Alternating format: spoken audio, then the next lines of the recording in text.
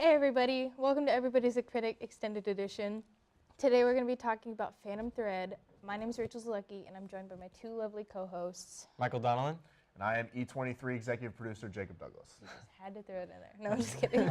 But yeah, so this movie is being nominated for Best Picture, Best Actor, go DDL, Best Supporting Actress, yeah. Yeah, Leslie Manville.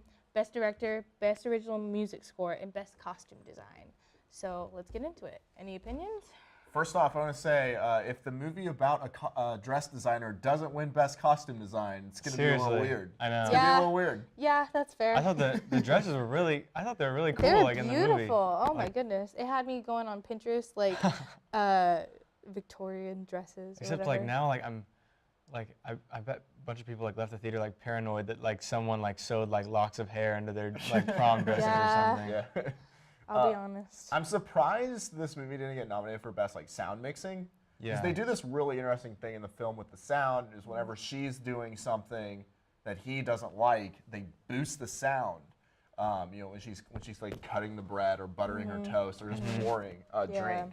I thought it was a really creative part of the film. Yeah. And I was surprised that they didn't get any recognition for that, because I think that's something that's not done very often. Because it's very subtle in the way they do it. It's like it's not emphasized, but you can totally tell. Like I think during the movie, like I was even like just hearing like the knife scrape across the bread so loud, or like when she was like pouring her drinks, I was just like, please make this stop. Yeah, definitely. But yeah. So besides the sound mixing, how do we feel about the score? I personally thought it was very beautiful. I'm very impartial to Call Me By Your Name score, but I think that if, hypothetically, that wasn't in the running, I would want Phantom Thread to win, because I don't remember the name of the composer, do you? It's actually one of the guys from Radiohead. Really? I forget what his name is. But yeah, so I found that out after I saw it, and I was like, oh, that's really interesting, because the score is beautiful, and it matches the film so well. Yes.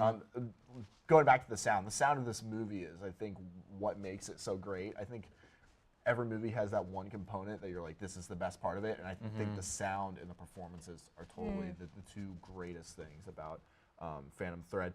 That being said, Dunkirk should win for score. Dunkirk has the best score I've heard in film in a long time. It's so inventive, the way they use Christopher Nolan's pocket watch, the ticking in the score.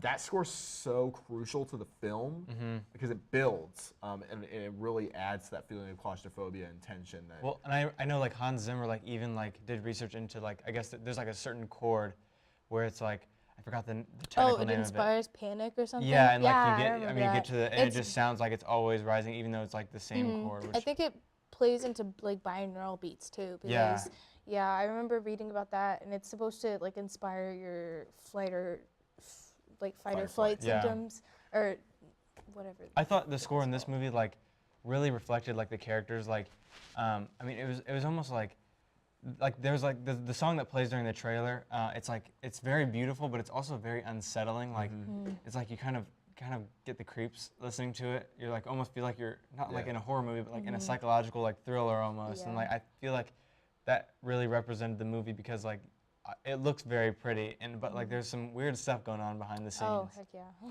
Yeah, I think more than any year, this score nominees are amazing. It's Star Wars, which is a classic. Shape of Water, 3 Billboards, this, and Dunkirk.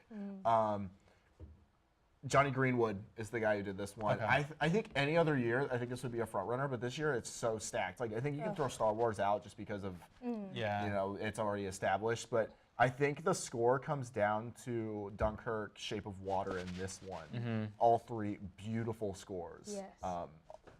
All timers, if you ask me, like very recognizable scores. So that's tough. I think this one definitely has a chance. Dunkirk's is incredible. Where do you feel like it's gonna win, like in the actor categories? So like, I know Daniel Day-Lewis says it's his last film, but you know, who knows? But I feel like Daniel Day-Lewis says that after every film, because he also announced that after Lincoln. So I don't buy it. I'm sure if Paul Thomas Anderson had a great part for him down the line, he would work with him. Yeah. Definitely. Because I think this is one of his best performances, honestly. He's great in this movie. But like, I haven't seen Darkest Hour, so I can't speak on Oldman's performance, but Oldman has swept all of the awards thus far with SAG and the Globes, and I think some other ones he's won. So I wouldn't be surprised if Oldman wins. Yeah, I don't think Daniel Day-Lewis is going to win, but and I don't think Leslie Manville is going to win for supporting either, just because I feel like Nobody's beating Allison Janney. Yeah. She No. is absolutely She was so good. incredible. Yeah. She's the best part of that movie. Yeah, I, think so. Tonya was so good. Still haven't seen I, Tonya. Yeah, go see I, Tonya. I need to It's see great. Yeah, I think Best Actor is interesting because I think Oldman is clearly the front runner, but there's also like very good performances. I mean, every year there is, but especially with Daniel Day-Lewis, I could see him winning. Maybe the Academy loves him and they love Paul Thomas Anderson. Yeah. I mean, this movie's so Oscar baity, it's not even funny. Yeah. It's a period piece. It's a Paul Thomas Anderson movie, So many and it's a period Daniel pieces Day-Lewis this movie. Oscar run. Do you think Paul Thomas Anderson has a chance at Best Director? It's interesting. The Best Director category, once again, stacked. Yeah. I think he has a great shot, but I also think Jordan Peele has a really good shot. Yeah. I'm rooting for Greta Gerwig because I think the way she shows how much she loves Sacramento in that movie through her directorial style is very interesting. I think Del Toro has a shot Del too. Toro as well. Yeah. So it's interesting. The thing about this movie is that it's really, really good. But this year's so strong. And just like you're gonna see movies like this get snubbed. Yeah. I read a really interesting article on I think it was on BuzzFeed, and it was talking about how like Phantom Thread was a movie. It was a kind of a movie it was a period piece for like the present day about how like it was a story about like a woman who was like kind of taking control back from like their oppressive man, and like I thought, I mean, if you look at like if you look at his relationships with the past women, how they all kind of just were brushed aside, and like she was the only one who kind of stood up to his face. Like I thought that was a really interesting part of the story. Well, the last 10 to 20 minutes of this film, she really sticks it to Yeah. him. And it saves their relationship in a weird way. Yeah. There's this weird scene, which I think is so crucial to the film. The first time he's sick, he wakes up and he's hallucinating his mom's in the Mother, room. yeah.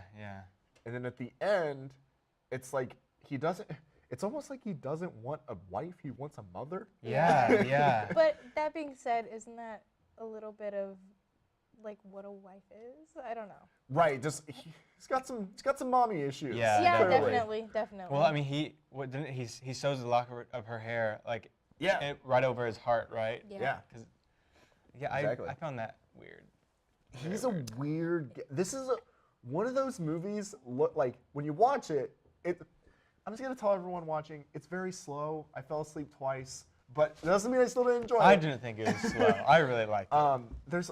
It's layered. It's got a lot of details I probably missed a couple. Because I need to go see it again and like go back and look. But. I personally think Daniel Day-Lewis stood out as an actor for me. The way he kind of fit into the creep role, because I really was like, this movie made me very uncomfortable, obviously, as it probably did for a few people, maybe not everybody, but at the same time, I like the idea that like the secrecy of sewing things into his dresses to kind of give a little piece of himself, that kind of paralleled interestingly with like how many women kind of were in his life. I thought that what you said about the BuzzFeed article was very interesting because it kind of made it connected some dots for me, because I definitely feel like the beginning of this movie I was very much like, why are women so like disposable in this movie? And then as I don't remember her name, Alma. As Alma kind of becomes a more prominent character, you kind of realize that. Well, and even his sister is one of the strongest female characters we've seen this year. I mean, she's incredible. Leslie Manville's character. She just like had such a commanding presence in in the room. I also thought their relationship was really, really weird. Like there was one scene whenever, when a lot of the other dressmakers walk in and they like say Mr. Woodcock, and she's who? Yeah. Who? And she almost wanted them to call him Reynolds. Like I don't know. I thought that was weird. But yeah, the scene where she tells him she'll like beat him up or like put him on his back, I think is what she said. I was like, Yeah, she's great. Surprised, I forget the actress's name. I had it before we started shooting, but she's the one who plays Alma. She's great too. Yeah. Surprised she didn't get a nod. And is she a newcomer? I didn't know if she was. She's a French actress. So Okay. she's probably in a lot of foreign films. Yeah, she actually, I think she kind of swept at the BAFTA? The BAFTAs. BAFTAs, yeah. I think she won an award. I don't remember what for. I didn't watch the BAFTAs, so I cannot. She really confirm. held her. I mean, Daniel Day-Lewis. It'd be hard to hold your own against him, and she did a great job, I thought. Yeah, no, she's terrific. That last kind of speech she gives to him. Yeah. When she poisons him the second time. Yeah. It's That's what. incredible. Yeah. I tell you what, like the last 10 minutes was such a wild ride. Like I was not expecting it. Wow. My question is, how would you not notice mushrooms in your bread? Well, I just feel like it always has mushrooms in it because at the beginning, well, halfway through the film, they're like they're out getting mushrooms. Yeah. Like, oh, Yeah. which ones are the poison ones? Like this. So he always had mushrooms in his bread. It's just not poisonous ones. Yeah, that was an interesting point for me because I'm always, well, first of all, who the frick puts mushrooms in their bread? Which I guess that might be like a European thing, I don't know.